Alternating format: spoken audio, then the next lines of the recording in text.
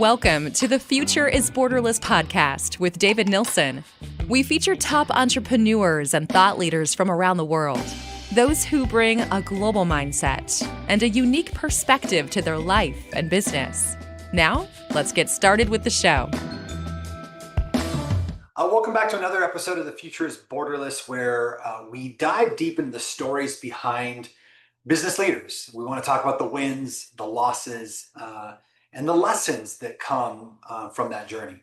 Today, I'm thrilled to be joined by Laura Drury, who is the CEO of TAB Focused Directions. TAB, which is short for the Alternative Board, brings business leaders together from non-competing industries and allows them to learn in small group settings, similar to a board of directors. And her work sits at the intersection of leadership, learning, and community. And today we're going beyond the surface to explore the real story behind her venture. So Laura, welcome to the show. Great to be here. Thanks for having me. Yeah, this should be fun. Yeah, I think we'll have a good conversation. If I look back on my own professional journey, I think my greatest source of both personal and professional development has come in this sort of peer-to-peer format. So I'm excited to talk about this, and I'd love to just maybe start there and just ask, like, what was the spark or that moment that led you to start a peer-to-peer learning business?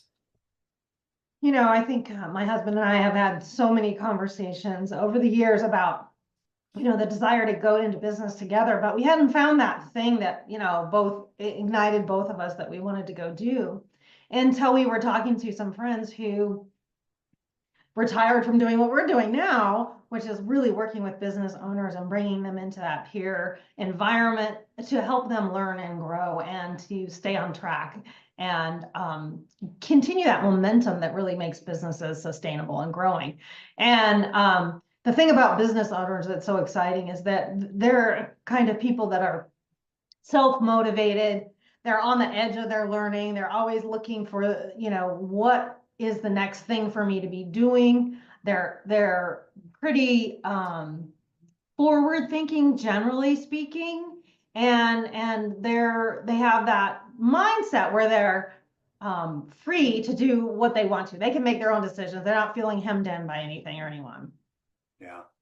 You said that you knew the people that operated this business before you took over. Yeah. What was it about the opportunity that really spoke to you, though? And I guess more specifically, what did you do previously that you felt really aligned to you getting into this business? So my prior career was in telecom software, totally different kind of environment, but I had the opportunity to work for a really small company in that space, which is unusual. And not only that, they were also a public company. So they had some unique and strange forces upon them in terms of what they needed to do in order to be sustainably successful and growing. And I fell in love with the business of doing business, of the juggling act that it takes to create a successful business, to really hit on those things and the resources and the timing and the consistency of doing all these different things that it takes. And it's a puzzle that's challenging and ever changing. So it's nothing you can get bored with. And from the biggest perspective of, our economies, whether we're looking locally or nationally or internationally, is all about, entrepreneurship and individual people who are accessing new ideas and moving into new areas and providing jobs and all this sort of thing. And if we could be part of supporting that feels like something significant. Yeah, I would agree. I think for some of the listeners here that may be not as familiar with the peer-to-peer learning concept, can you share tactically, what does that experience look like? Like, what are people coming to you for, and what are you curating alongside them, and what really makes it work? Good question. So there's a lot of different parts to that. The central piece pieces probably are getting in a peer group. So having business owners from different industries get together on a regular kind of cadence where they have real conversations about what's working and what's not working, and how to close the gap between, those business best ideas, those best practices, and what's real and what works in their company, in the environment they're in right now. So those conversations are pivotal. We back that up with coaching for the entrepreneur, where we're working on, okay, here's what you learned in your board meeting, in your peer environment. How are you going to apply that? And how are you applying that? And what's going on with that whole application process? And then how are you preparing your next topic so that you can bring something to that group so you can get the most out of it, right? Because, we tend to sometimes talk in generalities with people, and it doesn't really help us. We have to give them the specifics, right? And then people can go, oh, yeah, I had a situation like that, and here's what I did, and here's what worked, and here's what didn't. And then once they have that, they've thrown it against that sounding board, they can make a really good informed decision and that they feel really confident about. In contrast to knowing you have a problem and just sort of pushing it to the side and pushing it to the side and not making any kind of decision, which is a decision, right? And we all know there's really big consequences to that, but being really clear about what's the right thing to do and the best choices, and then actually acting on that and following through on that makes a huge difference.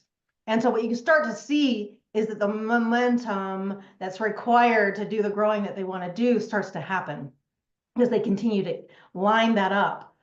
Is this what I'm doing now getting me closer to where I want to go, or is it taking me farther away? And kind of cutting out a lot of the noise that can get in the way.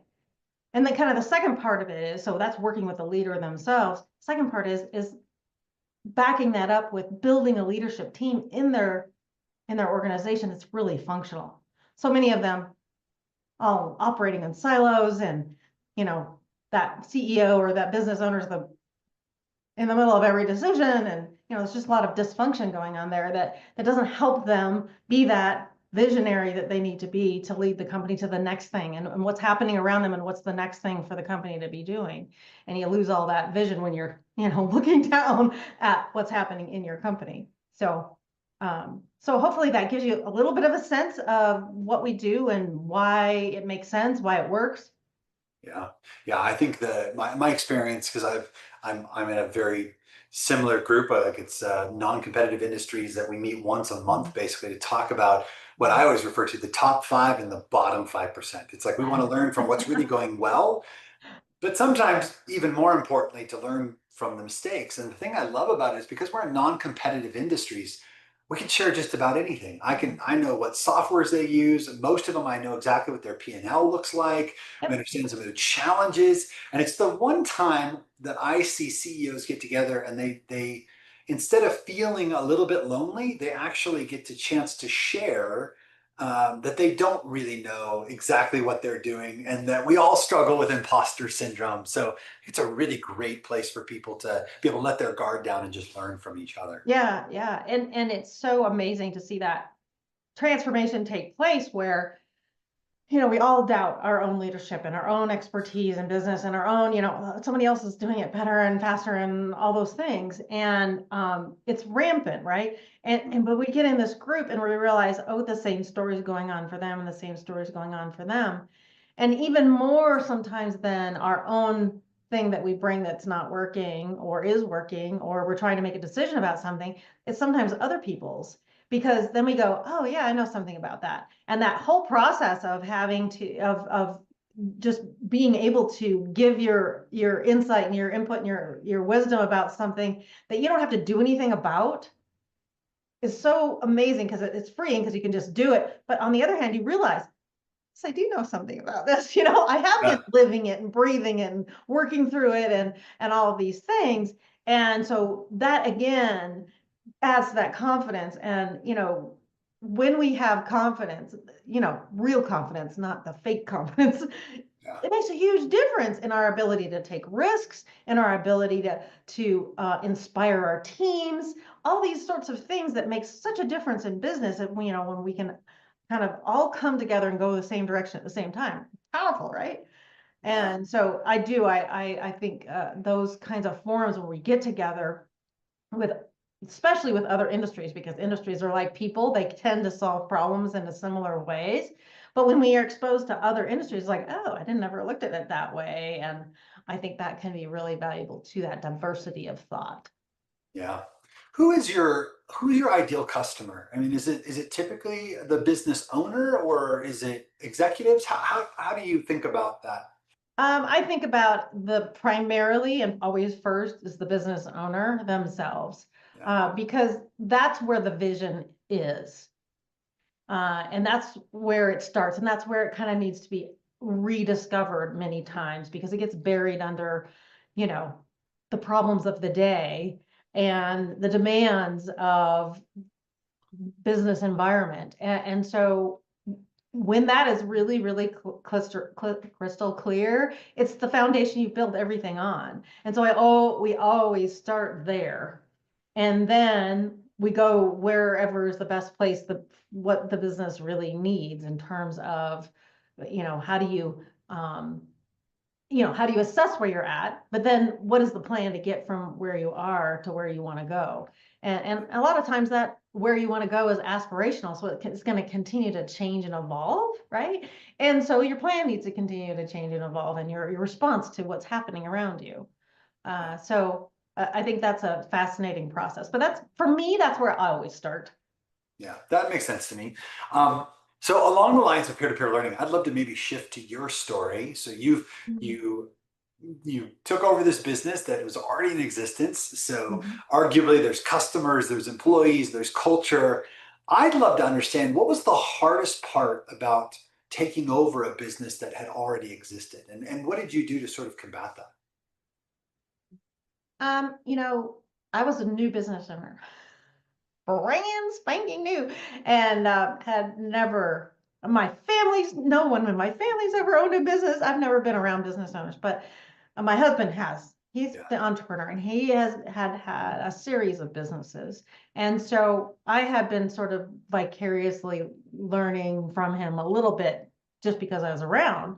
Um, and again, I told you I fell in love with the business, just business, the whole experience and challenge of it. And so there was a lot of sort of drinking from the fire hose experiences for me of learning the cadence, understanding, money and cash flow and, um, how when you make a decision, the impact on those things and all that kind of stuff, just the rhythm of it even. And, it's one thing to know it intellectually, to be participating as an employee with it, really different when you're the one that's like the buck stops here, right? yep, And so that was part of it. Sales was a big part of it. Really learning and embracing sales from a totally different perspective, never having actually held a sales job myself. yeah, And then operations, which is kind of my sweet spot. It's like, well, how do you create operations that are truly efficient and effective and supportive of both the team and the clients, because that's the primary deal. So it was a lot of learning, a lot of learning. Now, for me, I didn't go right directly into supporting clients because the people that we bought the business from continued to support the clients that they had. So oh good. it was more of a sales because we had zero clients, a running business, cash flow, mostly coming in and going out. But sort of starting from scratch from the perspective of we didn't have any clients of our own yet. So Yeah, that was a unique experience from some, but you know, it really worked. So, but it took a yeah. while. Well, what do you think was the key? I mean, because as I understand it, you built a very successful business out there. Um, and what do you think was, sort of the key contributor to your success in doing Tenacity, first of all, that? Good. never losing hope, those sort of thing. That people talk about. People try and try and try and try and they give up right before it starts working. And it does take that. It does take that. Every business owner knows. You just have to knows it holds bar. You're all in, and that's the way that it works, right? Yeah. But I think also if I had done this earlier, I probably would not be comfortable in my own skin as I am now, enough to not try to be something that I'm not. That there's that temptation when you're trying to sell your services or sell yourself, whatever you want to call it, to be what you think they want instead of to be yourself. And I think that is a major disconnect, and it doesn't resonate with people, right? It's like, it does, they're like, I think I'll go do something else,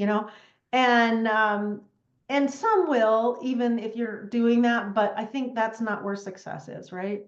Yeah. And so, because I've had the experience and the ups and downs of, having a career and all that stuff, that I was able to just continue on and continue um, sharing from my heart and from my knowledge and what I believe about how to do business well. It's like, and then people would go, oh yeah, I get what you're saying. And then they would say yes, right? So, Yeah. That's awesome. I love hearing about how people build their businesses because it's so different depending on the industry and the characters behind it. So, uh-huh, uh-huh, yeah. Yeah, it's a real well, exercise in believing in yourself, right? yeah, well, and I think all of us struggle with a little imposter syndrome, right? Yeah. And so along those lines, I guess. So you talked about confidence earlier, and I think confidence is something that we often feel but can easily be lost, right? So Oh in yeah. those moments when you're feeling some self-doubt, like what are the rituals or who are the mentors or what are the philosophies that sort of help you get through those things? Well, one is, I'm in business with my spouse, so I can always go to him and say, I've had enough no's in the recent past that I'm feeling doubtful, Yeah, and, help me see this differently. But I also have, my own coach, because I just believe that's the way to do business, right? And so, separate from my spouse, which, it's somewhat um, biased, right? I can go to somebody else and say, okay, here's how I'm feeling about it. I'm doubting this is the right thing to do, or I think I need to go in another direction, but I'm not clear yet. And I can work that stuff out. I also have my own peer group that I go to. So I throw stuff their way in terms of, here's the dynamics, here's what I'm seeing. How do I do the right thing, the next thing, or where's the hole in my plan here? yeah, And so those are really important things. And taking a step back from it is always critical, right? Take a break, go on a walk, or take a day off, force yourself not to work, right? Those sort of things that, we all need a little distance, right? To see things clearly. So I think the support systems are just absolutely key. And then, sometimes it's just a really good book. There's a million books out there, a lot of them, but there's a few, and I keep finding more, right? That are like, these really inspire me. These remind me of why I'm doing this. I go back and I read my vision, right? That always inspires me every single time. mhm. So those are a lot of the things I do. Yeah, I love it. It sounds like similarly you have a learner's mindset. I love reading. I'm an insatiable learner, and what I love about it is I can read something, and even if I disagree, there's generally something I can pull from it into Mhm. my own context and put to use in my personal or professional world. So I Yeah. think just staying on top of how things are evolving, what new practices are considered best practices, Yeah. only helps us. You said something a second ago about coaches, and I've had a similar belief. I've always had a business coach. Mhm. What advice would you give a listener who's thinking about it? Like, what should they be? What are some of the filters or considerations when choosing the right coach?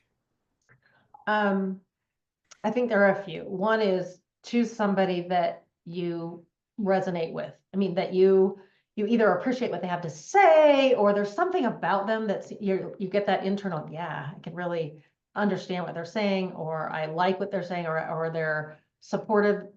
Somehow it like, there's a resonance there, and we all can recognize that. Like, there's people you have like, not sure about that one, because we're all different. We connect with people differently. So I think you have to have that sort of thing, but not somebody that you want to be best friends with either, because they have to have that healthy separation, right? Yeah. So they can give you really good perspective and ask really good questions, and challenge you. And so I think you have to be ready. I think you have to be willing to listen. You have to be willing to be questioned, and willing to be intimate, really. And what I mean about that, be vulnerable about, I'm not feeling sure about this, or I'm feeling like a fake, or whatever's really going on, because that's when they can really help you. Um, so somebody that you can trust, that you like, somebody that you respect, and then, but only do it if you're ready to do the work, right? Yeah. You know, and I'm a firm believer that, being a truly good business owner, leader, entrepreneur, any of those kind of roles means it's a practice. You never get there. There is no there to get. It's a constant learning progress thing. So you have to have the people in the support system built around you. And that is not the spouse. They're tired of hearing the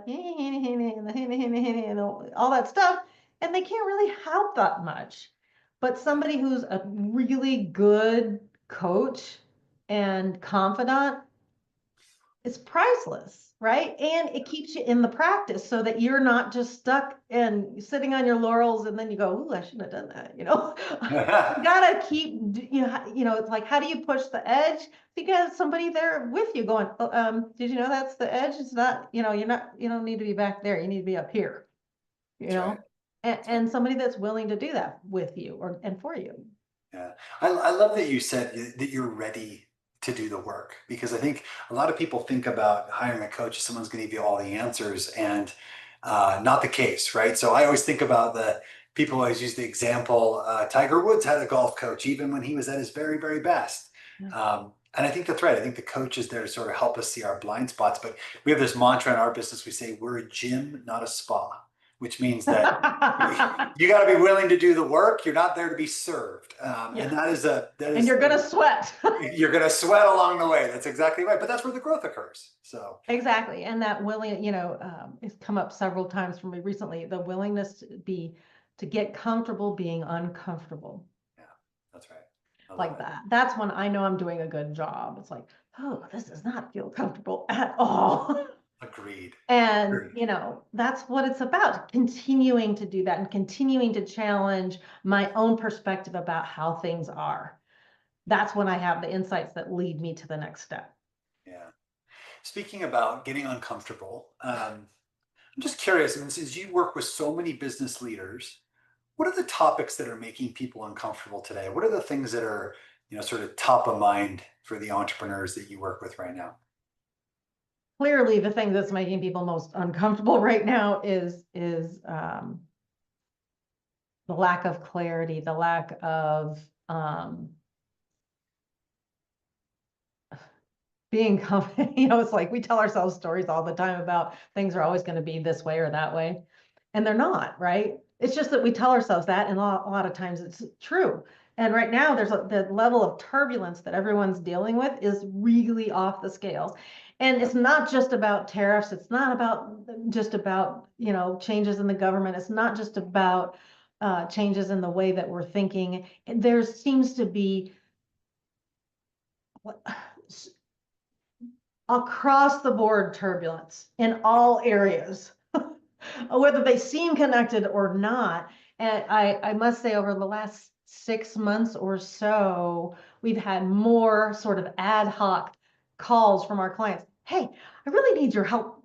Can we talk for a half an hour? Yep, we can.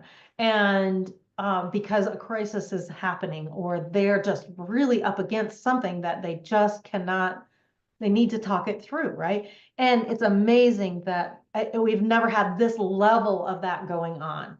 And it's all different things, truly, Yeah. all different things. And so it's an interesting time. It's like everything's getting shaken up. Yep. And I don't Yeah. think that's necessarily bad, but we have to figure out what it is we want to create. And it's in our face way more than I think it has ever been.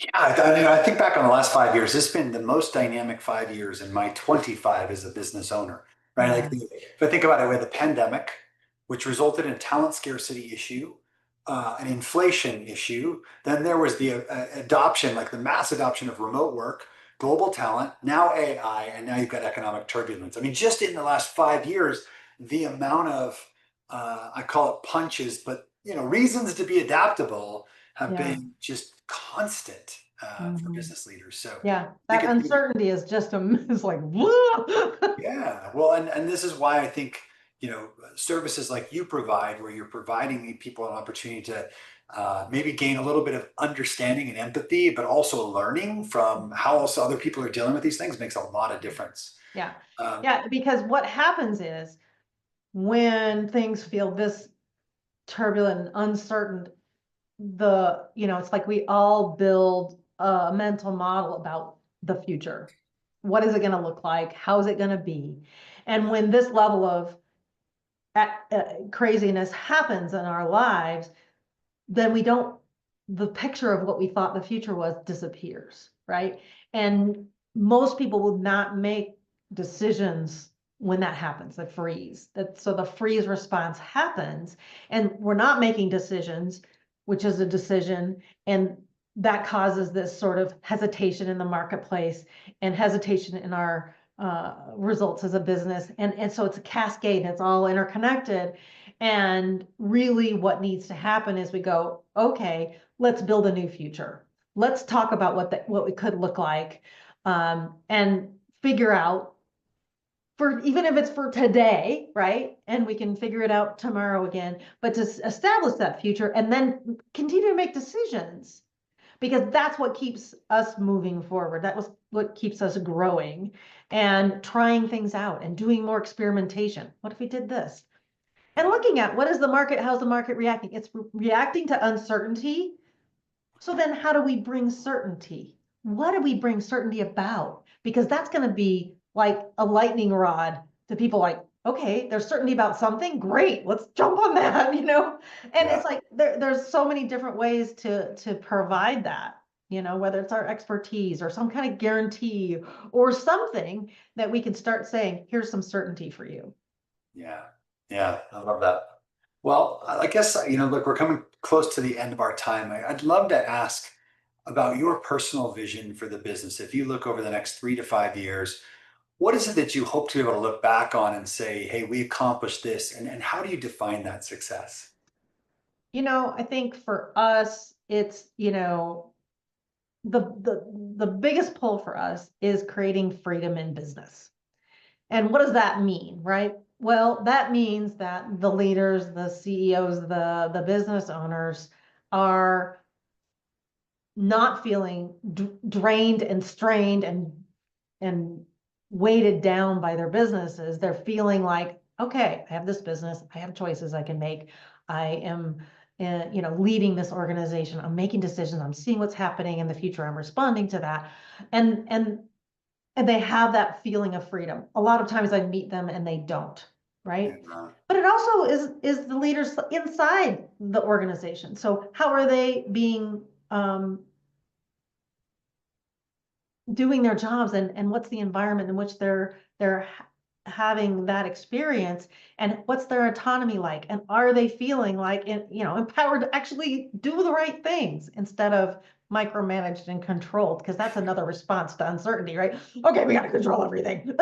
you know totally. and so giving those leaders the confidence and walking that down the organization creates freedom in every level of the organization. And then between organizations, it's like, well, how are we exploring collaboration with other companies, even people who are perceived competitors? What does that look like? And how does that move us forward? Yeah, And does that help us get new ideas and serve the market better? So yeah, for us, it's freedom. Next 3 to 5 years, we're going to be, probably 50% bigger. We're going to serve more clients and give them more options and more opportunities to do what they want and to create what they want.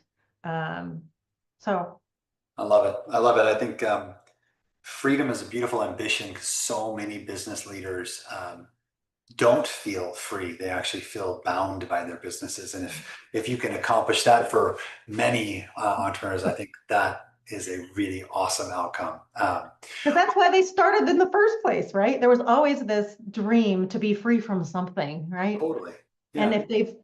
if they've now in the, in a worse place, that's not good. So we need to go back to that freedom. What does that create? And how do we get there? And so there's so many great tools to do that. Yeah, the idea to buy a business or start a business to create the life you want, right? And what ends up happening is often the business is driving what we get from our life versus the opposite. And I think that's a great place to be. Well, this has been a really, I think a really rich conversation. I think the insights, I appreciate your honesty, and I think the wisdom has been hard earned and anyone can learn from that. So as a reminder for our listeners, we've been talking to Laura Drury, who is the CEO of Tab Focused Directions. Laura, where can people go to learn more about the work that you're doing today? We have a website, www.focuseddirections.com, 2 Ds and an S at the end. There is the best place probably. And of course, reach out to me directly. Awesome. And I'll make sure that link is in our show notes for anyone that wants to find you later. But thank you for being on our show today. Thank you for having me. I thought it was great. Yeah, it was fun. And for our listeners, I hope that this episode reminded you that tough moments are where the real growth happens. And if you like the content, please subscribe to our YouTube channel. And we'll look to see you again on the next episode of The Future is Borderless. Thanks, everyone. Thanks, David. Thank you for listening to the Future is Borderless podcast with David Nilsson. Be sure to click subscribe to future episodes so you can hear from more top entrepreneurs and thought leaders. And we'll see you again next time.